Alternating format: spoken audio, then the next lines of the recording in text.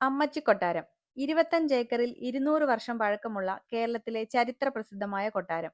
കൂറ്റൻ മരങ്ങൾക്ക് നടുവിൽ കൗതുകവും ദുരൂഹതയുമായ നാലുകെട്ടും ഇടവഴികളും വലിയ മുറികളും നിറഞ്ഞ അമ്മച്ചി കൊട്ടാരം.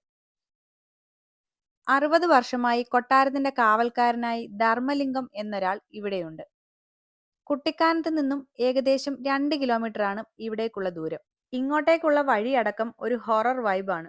കൊട്ടാരമാണെങ്കിൽ മെയിന്റനൻസ് ഇല്ലാത്തതുകൊണ്ട് ഏകദേശം ഭാർഗവി നിലയത്തിന്റെ സ്ഥിതിയിലാണുള്ളത്. കെയർടേക്കറായി ഇവിടെയുള്ളത് 60 വർഷമായി കൊട്ടാരത്തിന്റെ കാവൽക്കാരനായി നിൽക്കുന്നതും ധർമ്മലിംഗം എന്ന ആളാണ്. 19-ാം നൂറ്റാണ്ടിൽ തിരുവിതാംകൂർ മഹാരാജാവ് തന്റെ ഭാര്യയ്ക്കു വേണ്ടി പണി കഴിപ്പിച്ച സമ്മർ പാലസാണ് ഇതെന്ന് കരുതപ്പെടുന്നു.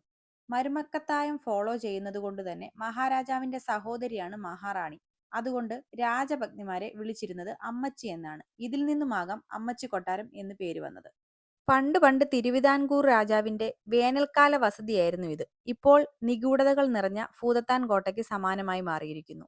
ഈ കൊട്ടാരവും പ്രായമായ ഈ സൂക്ഷിപ്പുകാരനും ഇവിടെ വരുന്ന സഞ്ചാരികളിൽ കൗതുകം നിറയ്ക്കുകയാണ്. കാവൽക്കാരനായ ധർമ്മലിംഗം ഇടയ്ക്കിടയ്ക്ക് വാതിൽ തുറന്നു വന്ന് നോക്കുന്നുണ്ടായിരുന്നു. കുട്ടികൾ കുറച്ച് പേടിച്ചാണ് അദ്ദേഹത്തോട് സംസാരിച്ചത്. അദ്ദേഹം അവരോട് പറഞ്ഞു, എന്റെ കൂടെ ഇവിടെ നിൽക്കുകയാണെങ്കിൽ ഭരതനാട്യം കാണിച്ചു തരാം, പാട്ടുപാടിത്തരാം, കഥകൾ പറഞ്ഞു തരാം എന്നൊക്കെ. ദുരൂഹത നിറഞ്ഞ കൊട്ടാരമാണ് അമ്മച്ചി കൊട്ടാരമെന്ന് കേട്ടാണ് നമ്മൾ ഇവിടേക്ക് എത്തിയത്. കൊട്ടാരത്തിലേക്ക് കടക്കുന്ന വഴിയിലൂടെ വന്നപ്പോൾ തന്നെ നമുക്ക് ആ ഒരു ദുരൂഹത തോന്നിയിരുന്നു. കൊടും കാടിന് നടുവിൽ ഇങ്ങനെ ഒരു കൊട്ടാരം, അത് ദുരൂഹത തോന്നിക്കുന്നത് തന്നെയാണ്. കൊട്ടാരത്തിനുള്ളിലെ കാഴ്ചകൾ കാണണമെങ്കിൽ കൊട്ടാരത്തിന്റെ കാവൽക്കാരനായ ധർമ്മലിംഗത്തിനോടൊപ്പം അകത്തേക്ക് പ്രവേശിക്കാവുന്നതാണ്.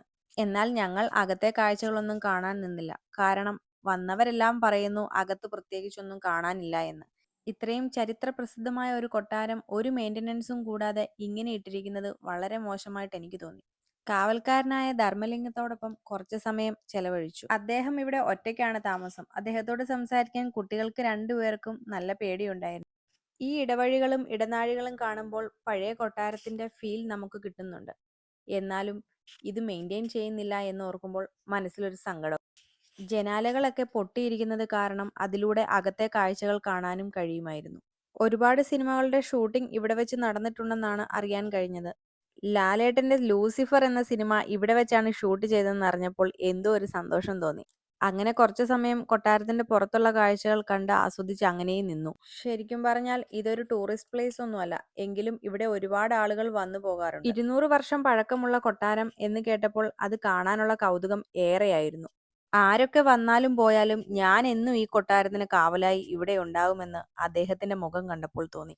അങ്ങനെ അദ്ദേഹത്തോട് യാത്ര പറഞ്ഞു ഞങ്ങൾ അവിടെ നിന്ന് തിരിച്ചു. അങ്ങനെ അമ്മച്ചി കൊട്ടാരത്തിലെ വീഡിയോ ഇത്രയേ ഉള്ളൂ. എല്ലാവർക്കും വീഡിയോ ഇഷ്ടമായെന്ന് കരുതുന്നു. താങ്ക്